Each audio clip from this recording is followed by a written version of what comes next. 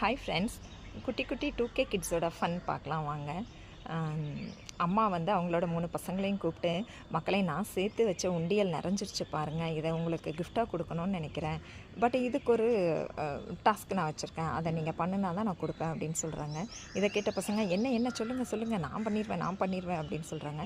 இன்றைக்கி ஒரு நாள் யார் நான் சொல்கிறத அப்படியே ஃபாலோ பண்ணுறீங்களோ அவங்களுக்கு இந்த கிஃப்ட்டை நான் கொடுத்துருவேன் அப்படின்னு சொல்கிறாங்க.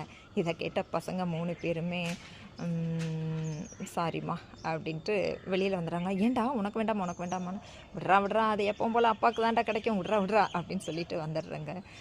வெளியில் வந்து டைனிங் ஹாலுக்கு வரும்போது அவங்க அம்மா அங்கே பயங்கர ஒரு தீவிரமாக ஆலோசிச்சுட்ருக்காங்க. என்னம்மா ரொம்ப யோசிச்சுட்டு இருக்கீங்களா, என்ன ப்ராப்ளம் அப்படி சொல்லி கேட்கும்போது, கெஸ்ட்டு வந்துட்டுருக்காங்க, இப்போ தான் ஃபோன் வந்துச்சு.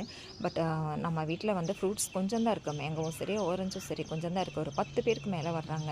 சடனாக நம்ம கடைக்கு போகிற தூரத்துலையும் இல்லை, என்ன பண்ணுறது அப்படின்னு தெரிலடா. தான் யோசிச்சுட்டே இருக்கும்போது அதில் ஒருத்தன், இட்ஸ் டூ ஈஸிம்மா, இதுக்கா இவ்வளோ கன்ஃபியூஸு, இருக்கிற ஃப்ரூட்ஸை எல்லாம் அழகாக நீட்டாக க்ளீன் பண்ணி கட் பண்ணி ஒரு ஜூஸ் போட்டு இருக்கிறத டிவைட் பண்ணி கொடுத்துட்டு போங்களேன் அப்படின்னு சொன்னோன்னே, இட்ஸ் டூ ஈஸி.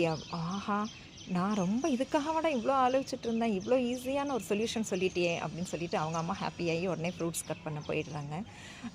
இதை முடிச்சுட்டு பார்க்கும்போது அந்த உண்டியல் அங்கேயே இருக்குது. இந்த பசங்க இந்த உண்டியலை விடக்கூடாதுடா, அம்மாட்டேருந்து நம்ம வாங்கிடணும் அப்படின்னு சொல்லிட்டு அவங்க அம்மாட்ட போய் மறுபடியும் சொல்கிறாங்க. அம்மா ஓகே, நாங்கள் ஒரு டாஸ்க் கொடுக்குறோம், அதை நீங்கள் பண்ணிட்டீங்கன்னு சொன்னால் இந்த உண்டியல் நீங்களே வச்சுக்கலாம், உங்களுக்கு பிடிச்சதை வாங்கிக்கலாம், இல்லைன்னா அந்த உண்டியலை நாங்கள் எடுத்துக்கலாமா அப்படின்னு சொல்லி கேட்கும்போது, ஓகே டன், என்ன வாங்க சொல்லிவிட்டு அந்த பசங்கிட்ட அம்மா ஈகராக கேட்குறாங்க.